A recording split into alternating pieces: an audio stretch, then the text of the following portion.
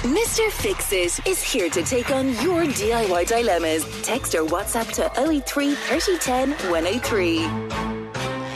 Brian, have you been to the Stradbally Steam Rally? I was there years ago, and I have to say I really enjoyed it. And my kids would have slagged me because one of the things seemingly I say when I see something interesting is, wow. So they you often say that on air as well. You get a problem and it's like, wow. Yeah, and they slag me that, I spent the day going, wow, look at that, So, yeah, it's really worth a visit. You'll definitely have plenty of, wow, moments at the National Stream Rally in the Stradbally, which is taking place this weekend. But there's a festival, so 3 jam-packed days of live music and vintage displays and, well, don't forget the narrow gauge railway as well, the dog show, the trade stands. So, Family Pass can be yours simply by getting involved today. So if you ask a question of Brian Cloonan, include your name and where you're listening. If you make a comment on any of the issues under discussion, leave your name and where you're listening as well, and we'll draw a winner at random before the end of the programme. Brian is here to do DIY, to solve a few problems, and possibly create them as well. And Tig in Athlone is first off. He says, we're a Mayo house in Athlone. Ah, fantastic. And naturally, the whole house went mad at full time. Now, I can't blame anybody. In fact, it was probably me who knocked a can of Guinness onto some fabric furniture. Unfortunately, though, we didn't notice it until Monday lunchtime. Our senses were possibly a little bit dulled. Possibly. What is the best way to sort it out? He doesn't tell us much about the fabric, the colour, etc., but you know what Guinness is. So I know what Guinness is. And actually, just what a fantastic... I know you've covered it, but I shed tears watching the owl fellas crying. I just thought it was fantastic. And I feel like an idiot, sitting there on your own watching this, shedding tears over, a team that you don't support, really, but it just, and by the way, just of all the people, there's so many Mayo people living in the Midlands, but just want to say congratulations, because such a passionate supporter. Jerry Walsh from Tullamore, people will have known him for years. He was the principal of Scullone Paul in Tullamore, now retired, and I haven't spoken to him, but I know it will have, talking about shedding tears, he'll definitely have shed tears. I know it'll have meant so much to him, so I'm just delighted for everyone. Anyway, Guinness on a sofa, dried in now. So one of the first things you do is, it's dried in, so I would always just get a bit of talc or corn flour, some dry powder that won't stain, and just rub it in. And then with a stiffish brush, like a clothes brush, like a nail brush, depending on the fabric, not a scrubbing brush which could pull the pile. And just rub it in, give it a little while, rub it again, and then hoover it out. And because it's dried in, because you break it down, it might well be enough to take it out. And failing that, just get any of the foaming fabric or carpet cleaners. So when I say foaming, it comes in a tin, like a tin of shaving foam. So 3M do it. I'm sure there's loads of brands do it. I'm trying to think, the Scotchgard do it. It comes out like shaving foam, but it doesn't drench it. So the problem with using some of the fabric ones is, although in this weather I suppose not so bad, but a lot of the fabric ones a lot of the liquid ones take a long time to dry out. And you don't want to be sitting on the fabric and saying, oh my God, what's that stain on my trousers? Which I know you're used to that, but that's a different stain. Cloonan 1, 0. So by using the foaming one, it dries out really, really quickly. So rub it in, give it about 10 minutes, put a second lot on, again, kind of massage it into the fabric, again leave it to dry, and then I'll leave it to soften everything up, and then get a clean towel or a clean cloth of some sort, lighter than the white ideally. You don't want to get a dark towel and have it rub dark material, dark colour into a white sofa, and that will take it out. But often you'll have talc or corn flour or baking baking soda, baking powder. Baking powder or talc is a good way of trying it first. His question was, best way to sort it out. You assumed he means clean the couch. He could have wanted to retrieve and salvage the Guinness. In which case the powder won't go down well. Eamon is in Meath. And sorry for your troubles, Eamon. I've removed the ivy. I got away with that. Our intrepid producer from Oldcastle was not listening. Yes. Yeah. Anyway, I removed the ivy from the gable end of the house. And now we've all of these little bits left on the wall. Oh, are they the suckers? The tendrils, yes. Tendrils. So, what's the best way to remove the tendrils? He was considering a power hose. No, it won't work. So what you do here, well, first of all, make sure you've killed the ivy. So some people will just cut the ivy out back and leave the root in the ground. And of course, there are many plants that benefit hugely from being pruned. So many shrubs will benefit. If you want a really good strong shrub, you prune it back. And ivy is one of those. So if you want extra strong ivy into the future, you cut it back without killing it. So to kill it, what you would do is down where the stem is at the ground, drill a few holes with a cordless drill into the main stems and just pour in some brushwood killer, trichlor or SPK or any of those brushwood killers, and that'll go down. The quicker you do this after cutting, the better. So at the moment, those roots are trying their best to get nutrients from the leaves are all gone. So by pouring in some of this neat or 50-50 mix SPK or brushwood killer or whatever you're using, it will be sucked down very quickly into the roots and you will kill the entire root system. You don't have to do every single stem. If there was 10 stems and 6 of them were big, you just do the 6 big ones. They're all interconnected. You will kill the whole thing. The tendrils, the only way that I've come across it, and it does really work, is to get a blowtorch. Often, if you know anybody in the building trade, they'd give you a loan of a roofing blowtorch. And you're basically incinerating. You're burning all those. And this, well, today is a bit wet. But when the weather's dry, you just run a blowtorch. You're barbecuing them. You're leaving them crisp and burnt. And now, because they're dead and crisped and burnt, when you power wash, it'll come off no problem whatsoever. But don't leave them there and try and paint over them, because sometimes people say, they're very small. If I paint over them, they'll be all right.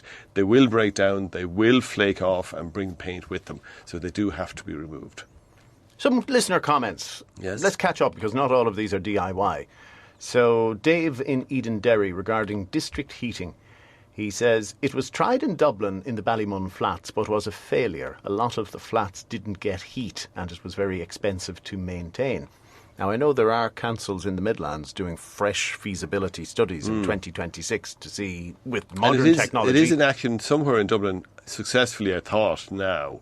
How long ago was that, you see? I know there was a scheme, and I think it was even trialled more locally. Okay. And just the detail won't come to me at the moment. Oh no, I'm getting slightly mixed up. There was a scheme that's a regular occurrence. Yes. To redistribute. It was energy, green energy, that wasn't being used on the grid, and it was being distributed to houses below a certain income threshold in a small area. Right. That's what it was. Which, again, it's about that shared energy resource, however you achieve it. So, next listener wants to give huge congratulations to Supermax, and in particular the winner of the €8.2 million. Maria in Portlaoise says, you're my new best friend. Most definitely. But you know, I always say, I used to be in a syndicate with a crowd, and... Drug syndicate? No, a lotto syndicate with all the crew in the shop. And it was great when you'd hear one in the Midlands. You know, you knew it wasn't you, but you give that 3 minutes saying, what would I do if I won it? And that's your investment. That's what you get your I don't know how much it is to play the lotto now, but whatever it was at the time, you spend, that's what I always recommend people. If you hear it's one in the Midlands, spend 3 to 5 minutes thinking, what would I do if I won it? Comparison is the theft of joy, Brian. Okay. Have you not heard that? No. Okay. Yeah, but what am I comparing? What your circumstances could be, rather than being content with what you have. And I'm a content person. Well, yeah, because you already... It's one of the few advantages of being a bit simple, you see. I'm easily kept happy. And you're already a multi-millionaire. Yeah. 25 to 11. Mr. Fixes with Brian Cloonan. Call 0818 300 183 and put our toolman to the test. Brian is with us until 11. After that, a lesson for anybody going out on the water, be it on the River Shannon or its lakes or even the canals too. This can happen anywhere. And how a community on the border of Laois and Kildare is disappointed and doesn't feel heard. Or a solar farm that local. Next question for DIY. She says, I am sick to death of fruit flies. These are going around everywhere I turn. Help. Yeah, so fruit flies aren't really affected by the normal, if you use a fly spray, I'm not a huge fan of the fly spray myself. If you're going to use fly in a room, spray it and get out. You don't want to be spending time in there with that in the room. But they're not affected by whatever the active ingredient is. Doesn't seem to affect fruit fly. So the best thing are the little fruit fly traps. A lot of pubs and restaurants use them because they've had such a problem. They love anything sweet, and the problem is a spilled soft drink is quite sweet and will attract flies. And it's funny. In fairness, we don't like them in our own houses, but if they're in a pub or a restaurant, you give out. As if, the fruit flies in your house are somehow different than the fruit flies in the pub or restaurant. So the little fruit fly traps, they're a tiny little bottle, and some of them are very discreet. And they're freestanding, or some of them come with a little bit of double-sided tape at the back that you can stick them. Some of the fruit flies are attracted to them and they go in and can't get out. And some of them, as I say, are tiny. They wouldn't be much bigger than your car key there. But I looked at one at home the other day and I was wondering, was it working? And then I held it up to the light and I could see, I'd say, 100 dead fruit flies in it. So they are effective. And of course you can probably make up your own fruit fly traps if you look at it and see. But they work really well, and they're probably the only thing that genuinely, truly work. Teresa is in Dangan in County Offaly, and she has potatoes that were supposed to be blight resistant, but she's not surprised given the strange weather that she's seeing signs of blight. Any suggestions? Once the blight is there, it's probably too late, unless it's not too bad. So all the traditional blight sprays are gone. There are now things that help retard it. They have manganese in it and sulphate of something. I can't remember the other one. But it's probably too late. But it's worth trying it and just see. You'll get them in any garden centre or agri supplies or hardware shop. Obviously, you don't need, if it's only a small one.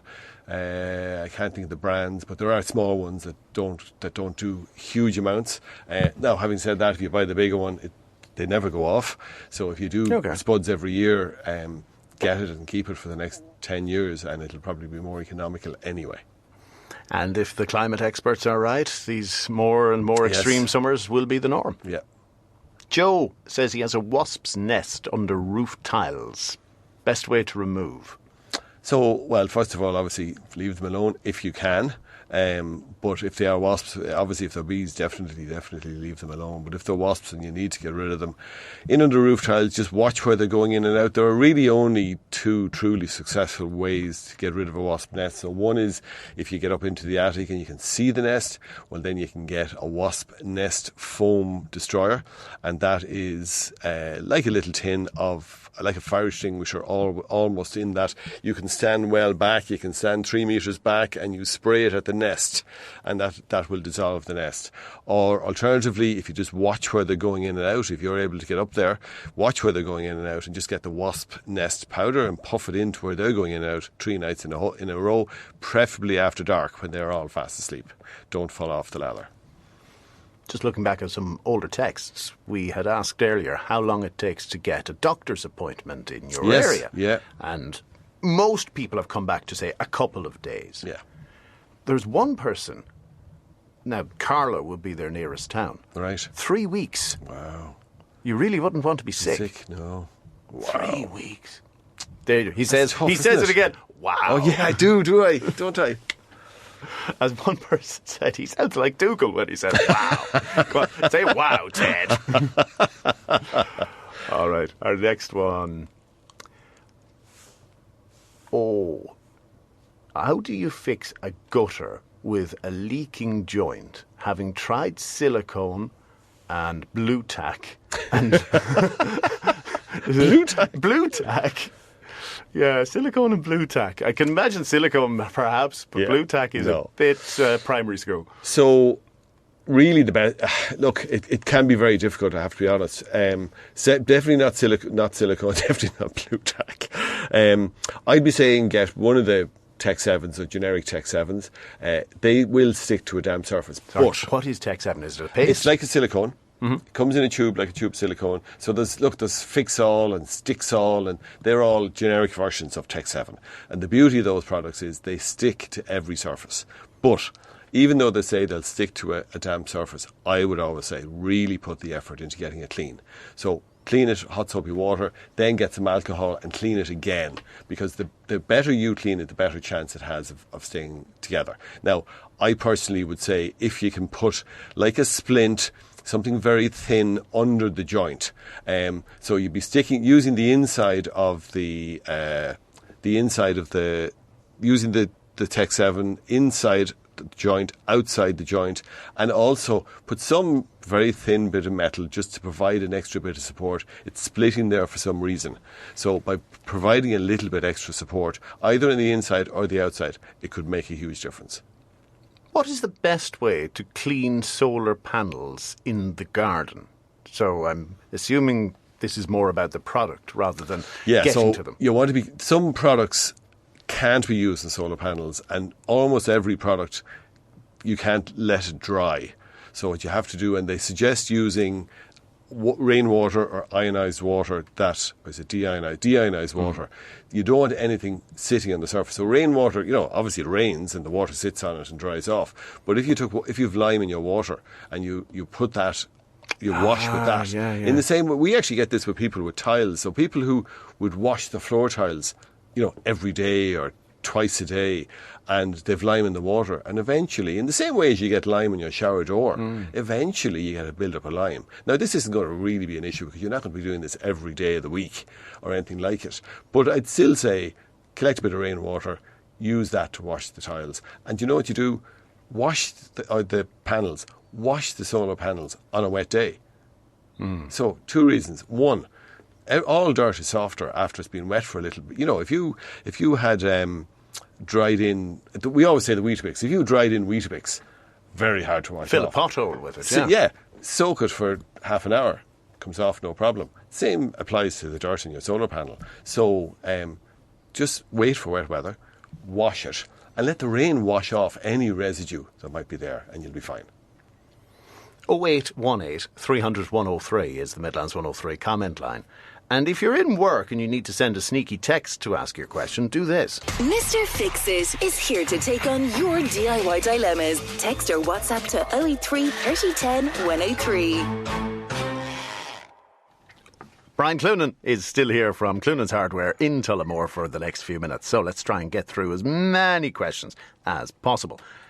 Jerry in Portlaoise wants to kill off bamboo, which we bought a few years ago, and it's spreading out from where it's supposed to be. So I've tried Googling, but the answers are all over the shop. Does Brian know a clever way?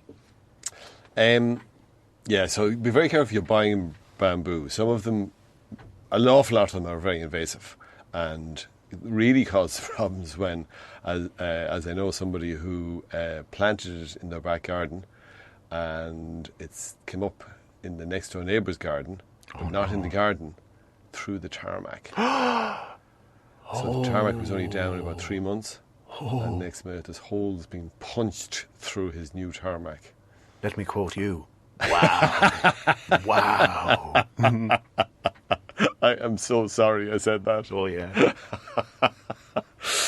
So, look, the most effective way I've found to deal with it is mix, and we mentioned brushwood killer earlier, but mix brushwood killer and Roundup or a generic Roundup together. So you mix both of them twice the strength. So normally Roundup is used at 120 mils per 5 litres. So you're going to use 240 per 5 litres or less if you need it. Less than 5 litres if you need it. And the SPK would be used normally at 100, so you're going to use 200 per 5 litres. So you now have a very strong concoction that enters in through the foliage and the stems. So just spray it. Now I would say spray it lightly twice or 3 times in the one day or the one couple of days, rather than drenching it and having it run down into the soil, and that will definitely work. Now, active growth. So at the moment, same as if someone came into me in the last 2 weeks to spray a lawn weed killer or to spray any weed killer, really nearly every weed killer, I'd say there's no point in doing it at the moment. You need active growth. And we all know from looking at our lawns and so on, there's no active growth at the moment with the weather. So now that, we still having a lot of rain, but we'll get a little bit of growth back now with that little bit of rain. But now is the time to do it. When as soon as you get a bit of water back, now the bamboo won't have water yet really, because that water, the little bit we got, won't have gone down more than an inch or two. So when you get a bit, you can do it any time really. Now the very best time, the bamboo grows there's only about a month or 6 weeks, which would be now really at the end, and that would have been the best time to do it. But I'd still go ahead and do it as soon as the weather gets a bit wetter. Susan is in Shannon Harbour and says the patio door won't slide open. Perhaps the runners are worn. Any ideas? Well, if it won't slide at all, so look, you're doing the usual thing. You're spraying in lots of WD-40 or even better silicone spray onto the track as best you can, and rock. It's all about lift and rock and lift and rock. And if you get it back once, now, is there a locking mechanism on it that hasn't unlocked? So if it's not sliding back, is it to do with the mechanism that has locked and for some reason, even though you turn the key, isn't turning back? Or is it that the track is somehow off kilter? So failing that, if you don't get it, you'll have to call one of the people who specialise in PVC or aluminium doors, and they'll get it moving for you. There are plenty of suppliers in the Midlands. Loads of people that do it, yeah. So next query is from John, who says, back during the proper heat wave, the proper heat wave, I painted a little bit of wooden fencing along the driveway with wood preservative. And now I see little drips of the brown stuff on the concrete. I'm thinking the heat must have caused it to run off in drips. Yeah, this has been a problem for a few people. But how to get it off the concrete? Yeah, so the problem was that you've finished the job and you've painted it and you've maybe even had, newspaper or a drop cloth down, and there's no drips coming down and everything's fine. But just because of the heat, it dissolved. It was so thick, you might have gone on relatively thick, but it was so heat, it just eventually dissolved down and dripped down. So it's on concrete, oil-based. What I would use there, go into your local motor factories or paint shop and get some cellulose thinners.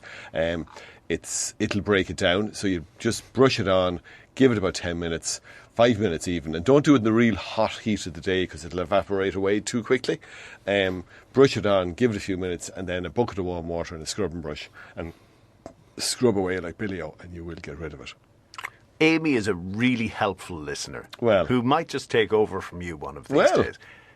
You know the bamboo problem? Yes. Growing out of control. Yes. Adopt a panda. Thanks, Amy. Thanks, Amy. That's a useful one. Yeah, and they're freely available. You'll see them all over the place. And up for no adoption. work at all. And no work at all, yeah. They're like you, Will. They're really hard work. They have to be cosseted and looked after and babied. So they're, yeah. Really? Actually, maybe we'll call you the panda from now on. How do you know anything about Yeah, pandas? the girls. Actually, everyone in the studio next door nodding their heads saying, the panda. Yeah. Wow. Next, we have a crack in our marble fireplace, and it happened after the stove was inserted. It has become dirty and more noticeable. Is there any way to reduce this appearance? So, it depends on the colour. You can get coloured 2-pack filler. So really only a 2-pack filler. Really a 2-pack filler would be the best one to use there. And if you could get one the right colour. So if you had a white marble fireplace, you could use white 2-pack filler. If it's a black marble fireplace, you use black. And hopefully there's veining on it. Now it depends on whether it's like polished granite, which would be all one colour, and then it will always remain a bit noticeable, unfortunately. Less noticeable, but still noticeable. But if it's this veining on the fireplace, you might get away with looking like it's a vein in the stone. And then the other one you could try is you can get, we mentioned Tech 7. Funny enough, the Tech 7 itself is only translucent, but in I think the Sticksol and the Fixol and some of those, crystal clear. So you'd be using that and forcing it into the crack, and it is crystal clear. It will look less noticeable than the original crack, but it will also help bind it and stop the crack from getting any worse, because they're actually originally designed as a glue. They are flexible, so the heat of the stove won't really affect them once it's not right next to the stove. And at least it'll stop it getting worse, and it will make it less noticeable than it is now. David in Moat has observed some loose paving bricks that are edging the flower bed, and they've become loose since the heat. So he's wondering, can he just stick them back down with mortar, or is there a better product for a small repair? Well, if it's only a small one, guess what we're going to recommend? That's stick salt. Yeah. Stick salt, fix salt, Tech 7, any of those. Look, it's just so handy to use. Otherwise, yeah, you're using sand and cement. But if it's only a few, and it's a useful thing, if you can, when you're buying those, if you can buy, some places will sell you a spare nozzle. They should always get, the manufacturers should nearly give you one. But so unless you use half, if you use half a tube of stick salt, if you take off the nozzle and either clean out the nozzle or put some cling film on the top of the tube and then put a clean nozzle back on, and the next time you go to use it, it'll be fine, unless you leave it, months and months or years. Because you've sealed it completely at the top, the nozzle will keep it in place, and if you have a spare, clean, empty nozzle, you'll be able to use it again. Whereas if the nozzle fill goes hard, you won't be able to use it again. Last one, very quickly. Can you replace individual boards on decking, or is that asking for trouble? No, you can. Now, they'll never look the very same. You have a new shirt coming to you. Is that because of the sweat marks those yellow sweat marks under your arms? Because of we've 9 seconds to answer the question. It's because of spilled coffee. Yes, you can, but you will still see them. But yes, you can. They'll age. Eventually, they'll age in and look well. A bit like yourself. Thanks for saying I look well. No, it's in theory. OK, we'll see you next Wednesday, 10:20. Great. News at 11 next.